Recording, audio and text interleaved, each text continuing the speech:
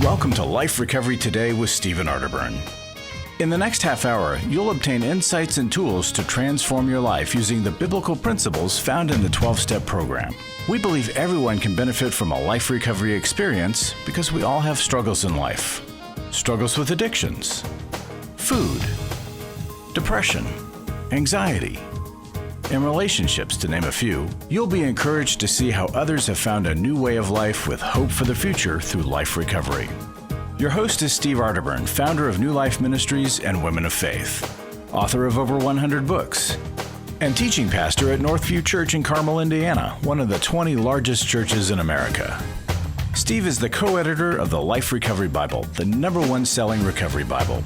With over 3 million copies sold, this is the Bible given to inmates by Prison Fellowship and the Pew Bible for the Salvation Army. Now here's Steve.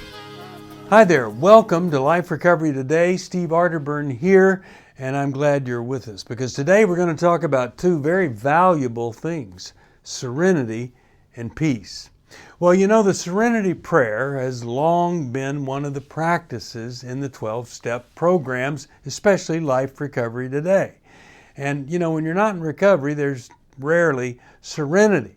And we're going to look at this gift of serenity. But the prayer really could be the Serenity Prayer because we're asking for serenity to accept things that we can't change. But there's another part, courage to change things we can. So you could call this the Serenity and Courage Prayer because we do need courage to get in there and change what can't be changed. Sadly, we spend a lot of time on the things that can't be changed. We go in there and we try to change them, and we just can't. But you know what else it could be? It could be called the Wisdom Prayer because we need the wisdom to know the difference between what I can change and what I can't. So you could say that this is the Serenity, Courage, Wisdom Prayer. Now think about this.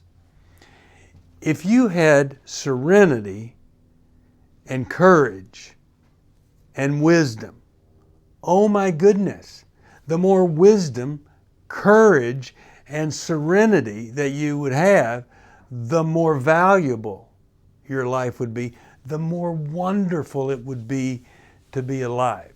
That's why this is so important. And that's why it's been such a huge part of 12-step recovery. We'll talk about the Serenity Prayer, and then after that, we're going to talk about peace. And they are very different. Here is my take on the Serenity Prayer. So this past weekend, I was not serene. I did not say the Serenity Prayer, but it was the concepts of the Serenity Prayer that got me through really one of the worst accidents I've ever had. In fact, I think it's the biggest mess I've ever created in my life. In my office, there are 2 flights of stairs. I was at the top of the tallest flight, and I had a quart of dark stain. And I had just stained a piece of furniture. Fabulous job. And as I'm walking, I stumble, and the can hits the first step. The lid bursts open, and I've got all these paintings and stuff, and it just covered everything. Now, you think that's not very much, a quart. It was everywhere, all over the steps, and I still don't have it cleaned up. But I got to tell you, I did something that, and it really does relate to the Serenity Prayer, that helped me not start crying. Because one minute I'm happy and free, the next minute I've just made the worst mess of my life. I look at the mess, and what do? Well, I certainly couldn't change it, even though I did have a flicker of, oh, is there any way to get that back? Of course, no. So my daughter has been working on factors. What's the highest common factor of 2 numbers? What's the lowest common factor? So factoring is figuring out, here are the numbers that make up the bigger number. So guess what I did? I went to factoring my problem. First job, I could do it. Sop up the wet stuff that's there. Second job, Go to work on the walls. Third job, go to work on the paintings that it splattered on and send some of them back to Goodwill because they're worthless. And then I haven't quite finished yet, but I'm going to have to wax the floors because I'm having to use all sorts of stuff to get this stuff up. Now, look at me smiling about the worst, I was not smiling last night, worst accident that I've ever had or mess I've ever created. But it went from, oh my goodness, this is impossible to clean this up, to, okay, what do I need to do first? Factory. So what am I saying here? I think one of the ways to have serenity is to break things down into pieces. You'll never have serenity if you're looking at a mountain and you think, I've got to move this entire mountain by lifting it up and put it over there. But you know what? You could move that mountain, if you had enough time, with a wheelbarrow. Depends on the size of the mountain, how long you live, but one wheelbarrow at a time, you could get that mountain moved, couldn't you? So by breaking it down and getting involved in the things that I could do, all of a sudden I wasn't miserable anymore. So serenity comes when we have a challenge and we break down what might seem impossible into some little chunks that actually feel quite possible. Now, that serenity prayer, we'll talk about that a little bit more in a minute. But here's another thing that helps me have serenity. I have serenity when I have realistic expectations of myself and other people. You know who doesn't have serenity? People that are expecting too much from too many people all the time. If everybody's disappointing you, if everybody's letting you down, maybe it's not them. Maybe it's you. Maybe you have been unrealistic in what you expect from yourself or for others. So if I want serenity, I really have to have realistic expectations. Now I also need to do this huge, huge thing. It's hard to do sometimes, but when I do it, boy, does it ever have great, wonderful benefits. And that's to surrender my life to a power greater than myself, who just happens to be the God of the universe, whose Son is Jesus Christ, and the third part of God the Father and Jesus is the Holy Spirit. And when I surrender and give up trying to manage, trying to take things into my own hands, what? Take things into my own hands? How do I take things into my own hands? I sin, even though I know I shouldn't. Or I make a vow, well, I'm never, ever going to let a man do that to me. I'll never, ever be in a relationship again where I'm vulnerable. Or I make a radical conclusion. All men are idiots. I saw a bumper sticker, all men are idiots. It did say that. And I married their king, was the other part. I didn't like that. Anyway, so we really do, we need to surrender everything that we have to God.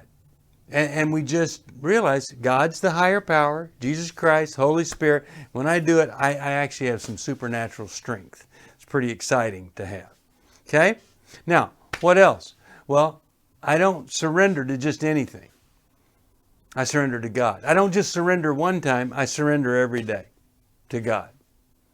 And there is a God, a real and living God. I got to tell you, it would be really hard for me to be an atheist, knowing that a lot of Jewish people over centuries memorized the Old Testament before they wrote stuff down, because they really believed all those things came true. Then you go over the New Testament and you got these brilliant people like physicians who write down everything that they could see when they were serving Christ. I believe those people. I believe a lot of books that I don't really have it verified as much as those. Who was the author and when did they write it? So I want to surrender to God. I want to surround myself with some healthy things. If I'm always looking at horrible videos, horrible games I play versus relaxing music, relaxing stuff on the internet, then I'm really going to keep myself in a state of anything but serenity. So I don't want to do that. Now, let's just take this serenity prayer apart, because so many people have used this prayer. When Bill Wilson of Alcoholics Anonymous, when he saw this prayer, he said, I think there's more AA in this prayer than any other thing I've ever read. Now what he meant was all the principles in Alcoholics Anonymous really apply and come out of and are inside this prayer. So first of all, it's a prayer to ask. Ask God to grant you something.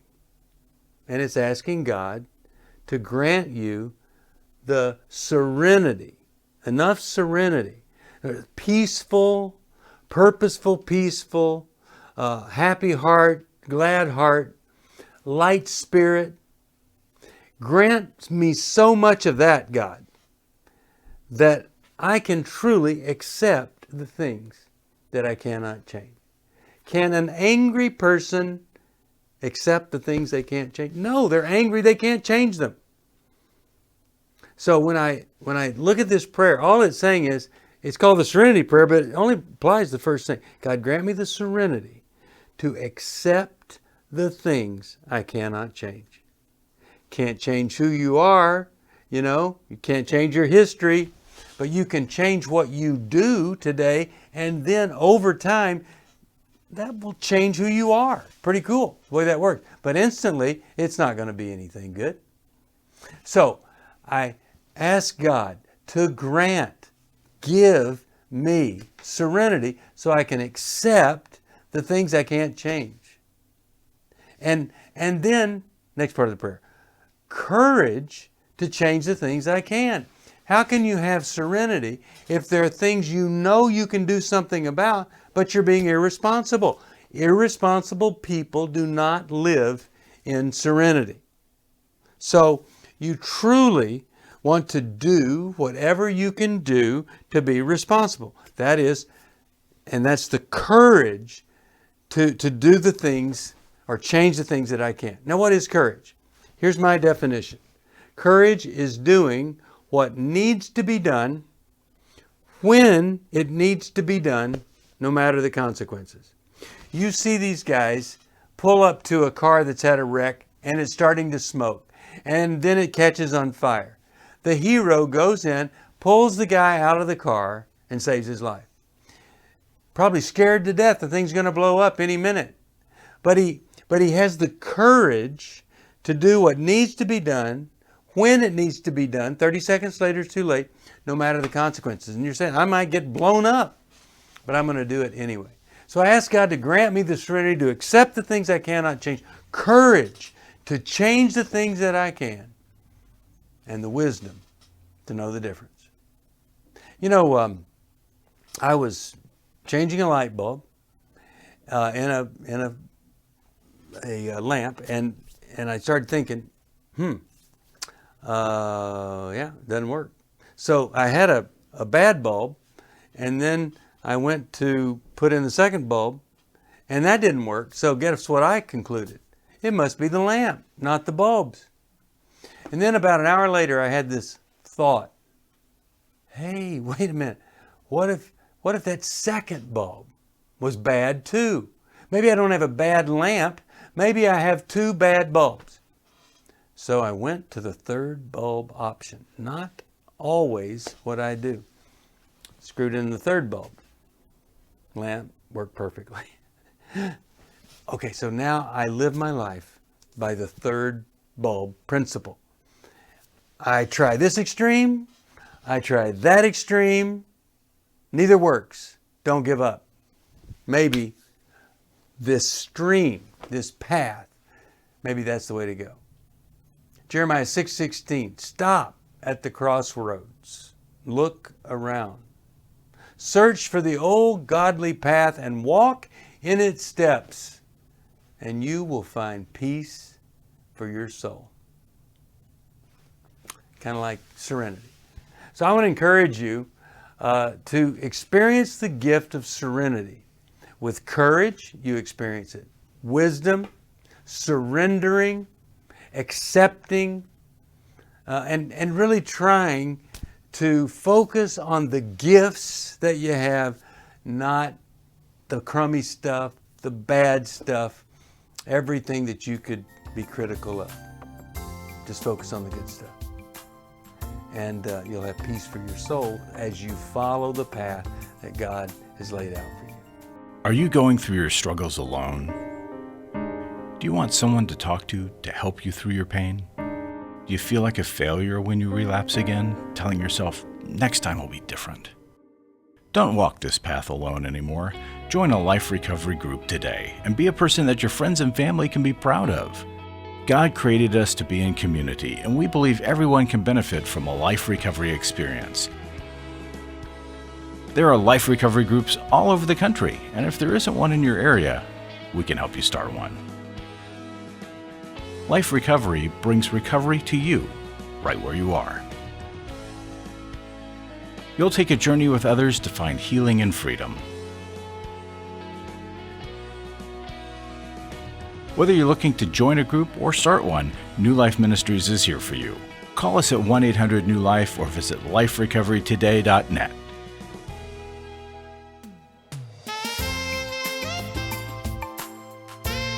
Welcome back. You know, Dave Stoop and I really did believe that recovery brings so many gifts. We have to ask the question, are you focused on them or are you distracted by something else?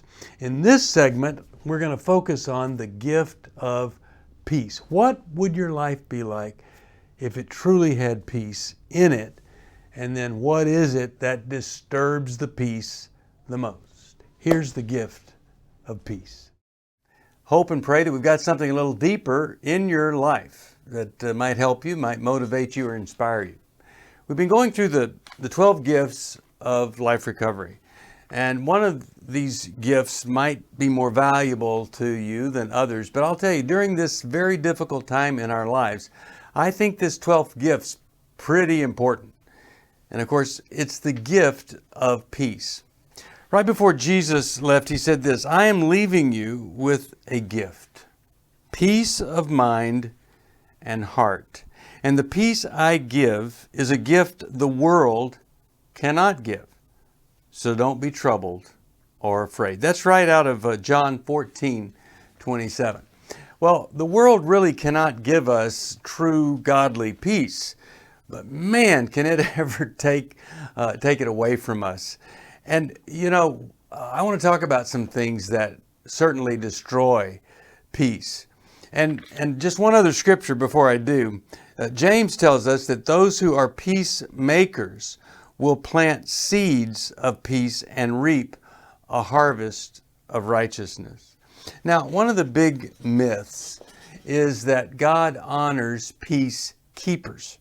And a lot of folks believe it's their job to keep the peace. So whenever a big conflict comes up, you know, they try to make things normal. They try to tamp down everybody's emotions, or they rationalize, minimize, whatever it is, to keep the peace. Well, reality is that there's a big difference between peacekeeping and peacemaking, because God doesn't honor peacekeepers.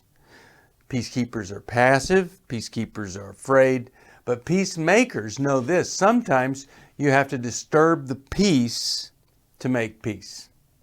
It's really what God does in our lives. You know, you go along there and you think you got everything figured out, and then this big thing comes along, or this nagging, gnawing thing comes along, and then finally it's nagged and gnawed to the extreme where you realize, I need some additional help here. And then that begins a new beginning for you. But having peace. Now, you know, there are these other things that certainly can destroy my peace beyond peacekeeping. If I have, let's just call it inner turmoil. If I'm not really rooted or grounded in biblical truth, and you know, somebody has this, they say this over here, and I think, oh, that's a good idea. Or they say this over here, oh, that doesn't really fit with that idea, but I like this idea. Then we're just like a wave on the ocean, tossed back and forth. So one of the things that will destroy our peace is if we're not settled within, if we don't have a firm foundation, if the roots aren't growing deep, and we just go with whatever anybody else is saying. What a miserable way to live, and it's not peaceful at all. So if you've got all this inner turmoil going on, you have to say, well, what do I do about that? Well, when I work the 12 steps, I literally resolve the inner turmoil. I start to accept that there's certain things I can't change. You know what you can't change in this world? You can't change the truth. It's true. You know, you look at the Bible, and here are all these people, thousands of people, thousands of generations. First they memorized the Old Testament, you know, before they could write down those first 5 books. They passed them on, they followed them. New Testament comes along. These people like Matthew and Mark and Luke and John tried to write out Christ's words and what happened, and man, pretty similar what they wrote. And if you follow that, you just will never regret it. I mean, it does cause some conflict with people that don't believe the same way, but if you handle that well, they'll respect you even though they don't agree with you. But truth comes by living a life in accordance with the truth giver. The truth giver is the peacemaker. And sometimes you got to disturb the peace to make peace. And sometimes you have to disagree with some people who have a different opinion. My son Solomon the other day said, Dad, this is my opinion. Opinion can't be wrong. I said, oh, I understand what you're trying to say. But of course, opinions can be very, very wrong. One person can have an opinion that a rocket is okay to launch. And another person can have the opinion it's not okay to launch. And when you see that rocket go up with people in it, and it blows up about 14 seconds after it takes off, then you'd have to say the person who had the opinion that it was okay to take off, that person's opinion was wrong. So of course, we can have wrong opinions. It's not just feeling. You know, you can feel like it's okay. Well, that's your feeling. I can't argue with it. It is a feeling. But it doesn't mean the feeling is based on truth. I think that's where peace really comes in. When my feelings start to line up with God's Word, then it changes my choices, and then it changes the things that I do and the outcomes, and then I have peace. And, you know, I think peace is the thing that's the foundation for happiness. Who's happy that isn't at peace? In fact, I know people that would say, you know, when I was in prison, I was happy, or when I was captured, I was happy, or whatever, because they had this peace based on truth. There are a lot of things that can take away my peace if I let it. If I have relationships that are unhealthy and I don't have proper boundaries, well then that's going to be a peace stealer. How about I've never made, this is kind of trite, but it's true. What if I have never made peace with my past? How do you do that? Well, if I'm walking around with a bunch of shame, then I accept Christ's forgiveness for whatever it is in my life that I feel ashamed of. Secondly, if I'm doing some stuff and so I have real guilt because I'm doing the wrong thing, I'm not obeying, then I need to change that behavior. And then I won't have any of that past building up full of regret because I did the wrong thing.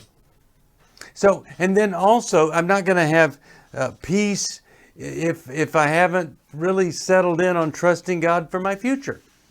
Past can really rip me to pieces, but if I'm scared to death of the future, I can really be in trouble. Just like when people are afraid, oh, what if my guy in the election loses?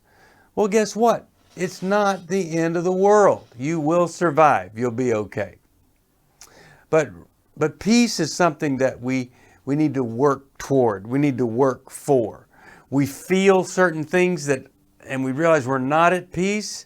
We resolve that. We have relationships that don't produce peace. Either we need to look at our side or accept them for whom they are, and then we can move on into a world of peace. So that every time that person enters my life, I'm not triggered into regret, resentment, or anything like that. So I need to be able to have peace because I've resolved the inner turmoil. I've resolved turmoil with friends around me or associates. I've resolved the future too, that I'm going to trust God with it. I bring all my cares and all my troubles and all my worries to Him. And then in that freedom, not having to experience the fear which destroys my peace, I can move forward. Well, I know this. If I work the 12 steps, God has my life in His hands.